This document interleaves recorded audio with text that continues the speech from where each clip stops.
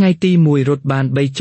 3.567 គីឡូម៉ែត្រថ្ងៃទី2រត់បាន 3 គីឡូម៉ែត្រតើទាំងពីរថ្ងៃរត់បានប៉ុន្មានគីឡូម៉ែត្រការបូកចំនួនទិសភាគនិងចំនួនគត់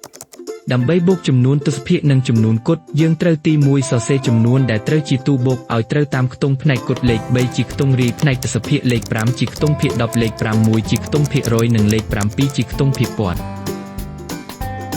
ទី2ថែមចំណុចទិសភាគនិង0ឲ្យចំនួនគត់ដើម្បីឲ្យបានចំនួនខ្ទង់នៅផ្នែកទិសភាគដូចគ្នាសញ្ញាចំណុចទិសភាគមានស្រាប់ហើយត្រូវថែមលេខ0ដើម្បីឲ្យបានចំនួនខ្ទង់នៅផ្នែកទិសភាគគ្រប់ខ្ទង់ដូចគ្នាទៅនឹងចំនួនខាងលើ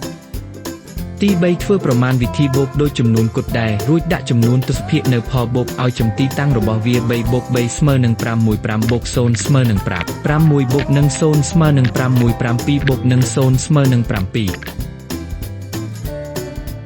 ដូចនេះសរុបទាំងពីរថ្ងៃរត់បាន 6.567 គីឡូម៉ែត្រ